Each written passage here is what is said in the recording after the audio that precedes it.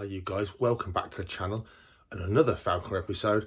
I'm in the reptile room, don't panic, it's a falconry episode. Slightly different to the planned one.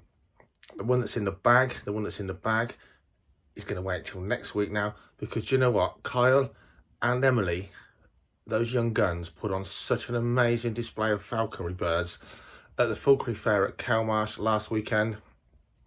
I'm just going to tag the two clips together so you can see them, and I'll tell you why. They're in their early 20s, these guys, and of all the critics and all the people at the falconry fair and all the other falconers or those with birds of prey, easy to criticise, a tiny percentage of those people would have the balls, the skills to go out in that arena and fly those birds. The first day, glorious weather. The second day, howling hurricane winds through that arena, and they both still flew their birds and did a commentary to boot in those conditions in front of all those people.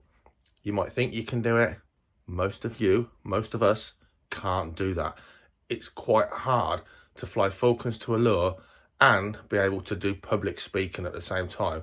So credit to those young people. They're a credit to Icarus Falconry and to themselves, their training skills, their flying skills. But to be able to do all that at the arena, at the Falconers Fair, let's just have a little look at what they did and how they got on. I'll try and zoom in because it was a huge arena.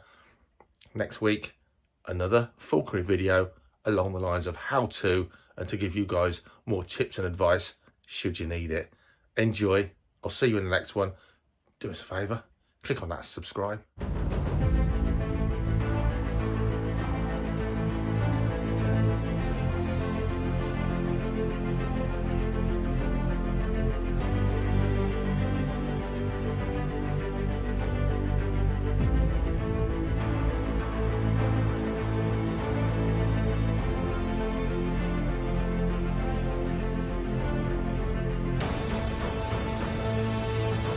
Absolutely rocketing and try and catch me out that way. She might use the areas, the trees and the you guys even, an environment to try and hide away and duck and dive between things and come in last second. She might try some high passes, some low passes. Probably have a nice little look around because she's not really seen all these fairground rides and things before. If not, hopefully she'll go for this perch that we put over here. Would you like me to do? You can do it. So doing some nice flying there, but you see, because she is smaller, she does a lot more twisting and turning. She tends to stick with me a bit closer. She's going to land on the floor. Great start. That's not your lure. Come on. Good girl. So when she does get going again, up, up. Come on. Or not. I'm not throwing the lure out to you. Come out. Come on. She'll be able to twist and turn on one spot much quicker than the bigger falcons can, because she's able to, like I said, with that lovely tail.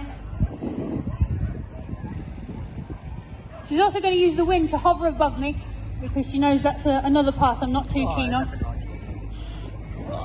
But you can see how easy she can change direction, move where she wants, and she's obviously not stalling mid-air today, but she can go at any speed she wants, slow or fast. The bigger falcons, because they are built to sort of stay fast and stay aloft, if they go too slow they do stall, but she's not doing that at all. Good girl. So as she gets tired, you'll notice she doesn't go out and around as much. Good girl. She'll sort of stick with me a little bit more, so you might get some of those high passes there. You might have also been told earlier, when she has her beak open, she's obviously getting more and more tired.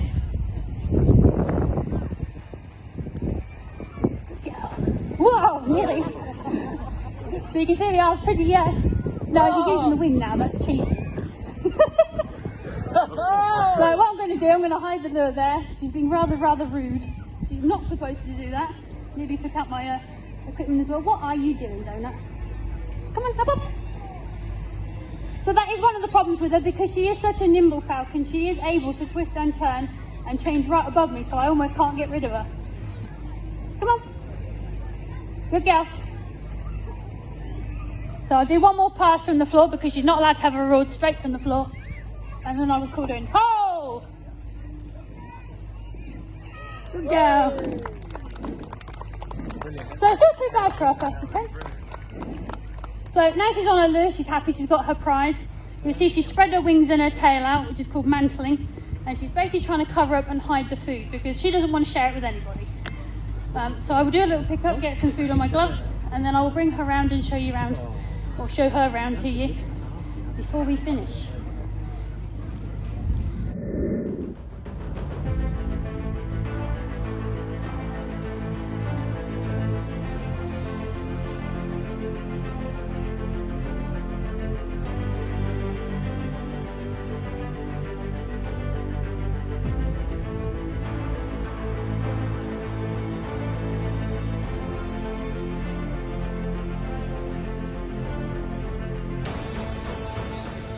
Enjoyed a day of some brilliant displays. Next up, for our penultimate display, we have Carl Sharp from Icarus Falconry. Hello everyone. Yeah, I'm Kyle from Icarus Falconry. We're based at Holdenby House, literally just up the road. We do hands-on experience days, as well as between April and October. The house and the gardens are open to the public, and you can come along and we'll do a couple of falconry displays with you out on the front lawn. I fly my falcons at Icarus on those open weekends. I don't actually work there full time, unlike Emily, and I'll usually come along on those weekends to fly something a little bit different and exercise my own personal bird. So for me, really, falconry is just a personal passion. It's not a job, really. We're going to cut one thing quite straight, really. This is Zally, my tri-bred falcon. She is her dad was a Ger crossed with a peregrine falcon, and her mum was an Aplomado falcon, which is the falcon that Emily flew just before me. She has never ever done a big show like this. I was actually meant to be flying a different falcon for you guys this weekend, but unfortunately she hurt her wing, suspectingly from a sparrow giving her a clout. So I've had about two and a half weeks to get this one bird ready for this weekend. So it's a bit of a baptism by fire, really. I'm going to fly her to the lure like I did with Emily. What I'm going to do first is just take her hood off. So I've changed her equipment, ready for flying. She's got the hood on, I've tricked her, I've hoodwinked her into thinking it's night time. Keep her nice and relaxed. She knows she's going to get fed now, she knows it's time to fly. So I just need to sit still while I waffle on. I remember to put that hood off. That's a little bit of breeze as well. We'll see what she does. To be quite frank, much to Dan's horror, I do expect this bird to just fly off. But someone has to do it, so I volunteered myself, selflessly. She's been pretty chill all morning, but as you can imagine, for something that's very stimulated by visual things, a massive lit up Ferris wheel is pretty scary. And once she gets that little bit of height, once she gets even that height now, can you imagine what you can see of this fair from that height? It's scary to come back down into, but luckily it's in a pretty big space. So, being a tri-bred falcon, or a mongrel with wings really, a man-made falcon, it's sort of like a lurcher in a way, as if you're crossing different species to try and make something better than what nature's already spent millions of years perfecting. Hey! Come on, you're doing so well, I was so surprised. Hey! Hey! Clearly it's much quieter over the car park. Those motorbikes are something very new to her, I can't afford one.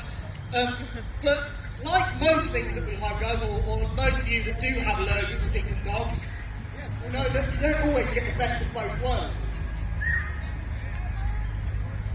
And And Sally is a prime example of that, of man playing God. She's not quite as good as a pure Aplomado, and not quite good as a pure Peregrine, really. She's quite floaty like the Aplomado, but she hasn't really got that super speed of the Peregrine. You see, she beat those wings. Bear in mind, she's not super fit at the minute. She hasn't had long flying after a winter rest. But she was sort of hanging there in the wind. And that, just like that, just hang there, that big tail from the Aplomado. And then all of a sudden just gained a little bit of speed like a Peregrine. So it's quite an unusual bird, certainly for me to fly.